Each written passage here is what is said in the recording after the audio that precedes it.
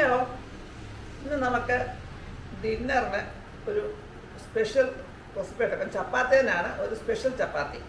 അതെങ്ങനെയാണെന്നല്ലേ, നമ്മളൊക്കെ ദിവസവും ചപ്പാത്തി ഉണ്ടാക്കി കഴിച്ച് ഇപ്പം ഞാൻ തന്നെ പറയാറുണ്ട് ദിവസവും ചപ്പാത്തി അല്ലാതെ വേറെ ഒന്നുമില്ല ഉണ്ടാക്കാൻ. അങ്ങനെ ഇരുന്നപ്പോഴാണ് എനിക്കൊരാൾ പറഞ്ഞു തന്നത് ചപ്പാത്തി മാറ്റിയിട്ട് ചപ്പാത്തി തന്നെ വേറെ രീതിയിൽ ഉണ്ടാക്കാം, പല രീതിയിൽ ഉണ്ടാക്കാം, അങ്ങനെ ചേഞ്ച് ചെയ്ത് ഉണ്ടാക്കിയാൽ ഒന്നുകൂടെ നല്ലതായിരിക്കും.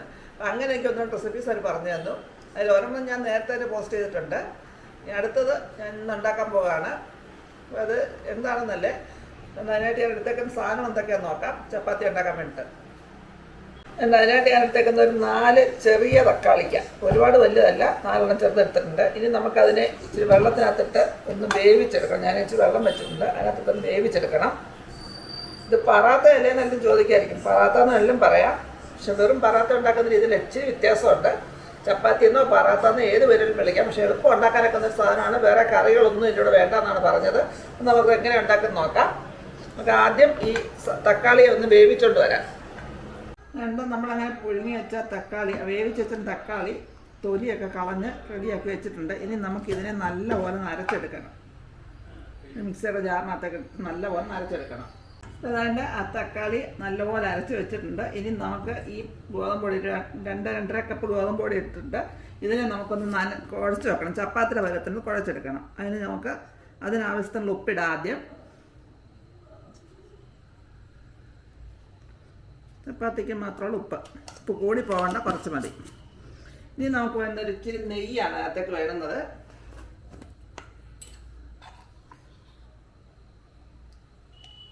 ഞാൻ 1/2 ടേബിൾ സ്പൂൺ നെയ്യ് ഇടുന്നുണ്ട്.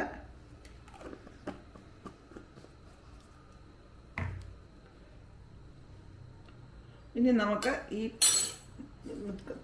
അരച്ചു വെച്ചേക്കുന്ന തക്കാളി കുറേശ്ശെ ഒഴിച്ചിട്ട് മാവിനെ ഒന്ന് കുഴച്ചെടുക്കാം. തക്കാളിയുടെ ചാറ് കൊണ്ട് അരച്ചു വെച്ചേക്കുന്ന തക്കാളി കൊണ്ട് നനച്ചെടുക്കാൻ. അത് തികയാതെ വന്നെങ്കിൽ മാത്രമേ വെള്ളം ചേർക്കാവുള്ളൂ.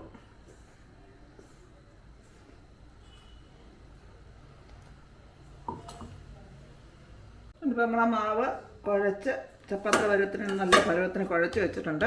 ഇനി നമുക്കിതിനെ 1/2 മണിക്കൂർ റെസ്റ്റ് ചെയ്യാൻ വെക്കാം. ആ നേരം കൊണ്ട് ചെറിയ കാര്യങ്ങൾ ചെയ്ത് തീർക്കാണ്ട് നമുക്ക് എന്താണെന്ന് നോക്കാതെ നമ്മളെല്ലാം മാവൊന്ന് മയമായി വരുമ്പോഴത്തേക്ക് 1/2 മണിക്കൂർ മയമായി വരുമ്പോഴത്തേക്ക് നമുക്കൊരു ഇച്ചിരി പരിപാടി എന്ന് പറഞ്ഞതുകൊണ്ട് ഒരു മീഡിയം സൈസ് സവാള കുനുകുനാന്നരിഞ്ഞ് വെച്ചിട്ടുണ്ട്. 4 പച്ചമുളക്, അധികം എരിയില്ലാത്ത പച്ചമുളകുണ്ട്, അതിനും കുനുകുനാന്നരിഞ്ഞ് വെച്ചിട്ടുണ്ട്. ഇനി ഇതിലേക്ക് നമുക്കൊരു 4 മുട്ട പൊട്ടിച്ചൊഴിച്ച് കൊടുക്കാം. ഇത് ആളിൻ്റെ എണ്ണം ചപ്പാത്തിയുടെ എണ്ണമനുസരിച്ച് മുട്ടയുടെ അളവ് മാറി വരും. ഇത് 4 അതിനകത്ത് പൊട്ടിച്ചൊഴിച്ച് കൊടുക്കാം. ഇനി നമുക്ക് ഇതിനകത്തേക്കൊരു കുറച്ച് ഉപ്പ്, മുട്ടയ്ക്ക് മാത്രമുള്ള ഉപ്പ്, നമ്മൾ മാവിന് ഉപ്പ് ചേർത്തിട്ടുണ്ട്. നമ്മൾ ഉപ്പൂടെ ചേർത്തിട്ട് മുട്ടയ്ക്കൊക്കെ ഉപ്പ് കുറച്ച് ചേർത്താൽ മതി. നല്ലപോലെ ഇതിനെ അടിച്ചെടുക്കണം. സ്പൂൺ കൊണ്ട് അടിച്ചെടുത്താൽ മതി. ഞങ്ങളുടെ സ്പൂൺ കൊണ്ടാണ് അടിച്ചെടുക്കുന്നത്. നല്ലപോലെ അടിച്ചെടുക്കാം നമുക്കതിനെ. നമുക്ക് ഈ മാവിനെ ചെറിയ ഉരുളകളായിട്ട് ഉരുട്ടിയെടുക്കാം. ഇത് നമുക്ക് ചപ്പാത്തി സാധാരണ ചപ്പാത്തി അത്രയും കനം വേണ്ട, കുറച്ച് കനം കുറച്ച് വരുത്തിയാൽ മതി.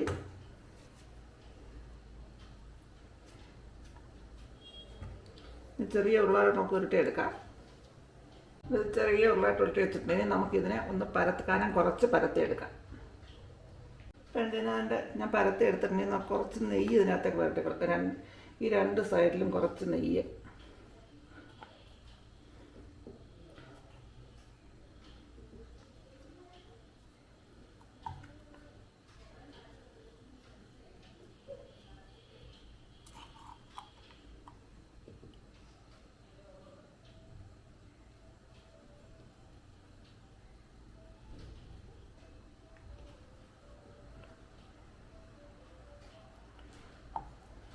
ഇനി നമുക്കിതിനെ 2 സൈഡിൽ നിന്നും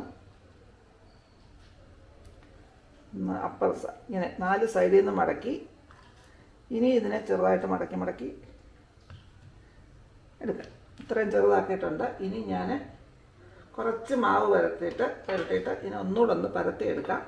ഇനിയിപ്പോൾ എനിക്ക് പരത്തിയിട്ട് റൗണ്ട് ഷേപ്പൊന്നും വരാറില്ല, ഇനിയിപ്പോൾ ഒട്ടും വരത്തില്ല. ഞാൻ പരത്തിയെടുക്കാം നമുക്ക്. അപ്പോൾ ഇതിനെ ഞാൻ നല്ല കനം കുറച്ച് പരത്തി വെച്ചിട്ടുണ്ട്. ഒരുപാട് കനം വേണ്ടെന്ന് പറഞ്ഞതിന് കാര്യം എന്താണെന്ന് പറയാം. അപ്പം നമ്മളിനി അടുത്തതിന് ചുട്ടെടുക്കണം. അതെങ്ങനെയാണെന്ന് നോക്കാം. ഇവിടെ ദോശക്കല്ല് വെച്ച് ചൂടായി അതിൽ കുറച്ച് നെയ്യ് പുരട്ടി കൊടുക്കാം. തീയൊന്ന് സിമ്മിലേക്കാക്കിയിടാം. നമുക്കതിൻ്റെ സിമ്മിൽ കിടന്ന് വെന്ത് വരണം.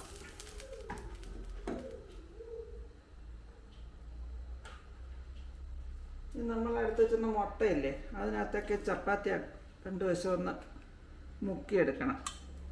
എന്നിട്ട് കല്ലേലോട്ടിട്ട് ചുട്ടെടുക്കണം. അതുകൊണ്ടാണ് നെയ്യ് വരട്ടണമെന്ന് പറഞ്ഞത്. നെയ്യ് തന്നെ അത് തരത്തില്ലെങ്കിൽ അന്ന് ഇറങ്ങി വരത്തില്ല. കനം കുറയ്ക്കാൻ പറഞ്ഞതും. ഈ മുട്ടയുടെ ഭാഗം വെന്ത് കരിഞ്ഞ് പാരിക്കാനാണ് ഈ പിന്നെ വെന്ത് വരുമ്പം അകത്തെ ചപ്പാത്തികൾ വെന്ത് വരണം. അതിനാണ് കനം കുറയ്ക്കാൻ പറഞ്ഞത്. സിമ്മിലിടാൻ പറഞ്ഞത്. മുട്ട വെന്ത് വന്നിട്ട് അകത്ത് ചപ്പാത്തികൾ വെന്ത് വരുന്നത് കണക്കാക്കാണ് സിമ്മിലിടാൻ പറഞ്ഞത്. ഈ ഒരു ചപ്പാത്തിക്ക് വേറെ കൂട്ടാനുകളുടെ ഒന്നും ആവശ്യമില്ല. മുട്ടകൾ വെച്ച് ഉണ്ടാക്കുന്നുണ്ട്. അപ്പം നമുക്ക് ഇനി ഒന്ന് ചുട്ട് ഒരു വശം മൂത്ത് കഴിയുമ്പോൾ തിരിച്ചിട്ട് മറ്റേ വശങ്ങൾ മൂപ്പിച്ചെടുക്കണം. കരിഞ്ഞു പോകാതെ നോക്കണം.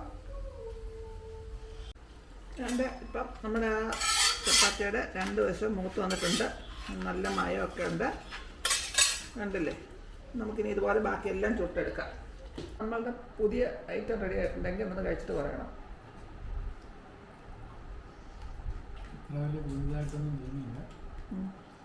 കണ്ടിട്ടില്ലേ? കഴിച്ചിട്ട് പറ. പുതിയതായിട്ട് തോന്നി എന്തെങ്കിലും വ്യത്യാസം, ടേസ്റ്റിന് എന്തെങ്കിലും വ്യത്യാസം? പ്രത്യേകിച്ച് വ്യത്യാസം തോന്നിയിരുന്നു.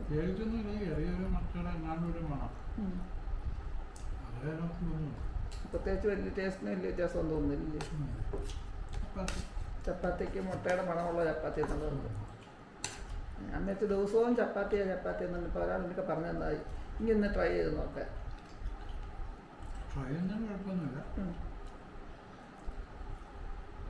ടേസ്റ്റിനും കുഴപ്പമില്ല. ഒരുപാട് വലിയ ടേസ്റ്റും കാര്യങ്ങളും വ്യത്യാസമൊന്നും പറയാനൊന്നുമില്ല. അതിന് കൂട്ടാനൊന്നും വേണ്ടെന്നാണ് പറഞ്ഞത്. പിന്നെ വേണമെങ്കിൽ ഇച്ചിരി സോസോ ഇച്ചിരി അച്ചാറൊക്കെ മാത്രം പൊട്ടി കഴിക്കാന്നൊക്കെയാണ് പറഞ്ഞു കേൾപ്പിച്ചത്. അഭിപ്രായം കേട്ടല്ലോ. ഇതിനോട് താല്പര്യമുള്ളവർ ട്രൈ ചെയ്യുക. അതെ, എന്തെങ്കിലും കൂട്ടത്തിൽ കറിയൊക്കെ ഉണ്ടെങ്കിലേ കഴിക്കാനൊക്കത്തുള്ളൂ. എല്ലാവരും പറയുന്നത് കേട്ട് അതുപോലെ ഉണ്ടാക്കിയാൽ കഴിക്കാനൊക്കത്തില്ല. കറി ഉണ്ടെങ്കിൽ ആ മുട്ടയുടെ ചെറിയ ടേസ്റ്റൊക്കെ ആയിട്ട് കഴിക്കാൻ നല്ലതാണ്. എല്ലാവരും ട്രൈ ചെയ്യുക. അഭിപ്രായങ്ങൾ നിർദ്ദേശം കമൻറ്റ് ബോക്സിലിടുക. പുതിയൊരു വീഡിയോ കൊണ്ടുവരുമ്പോഴേക്കും ടാറ്റാ, ബൈ ബൈ.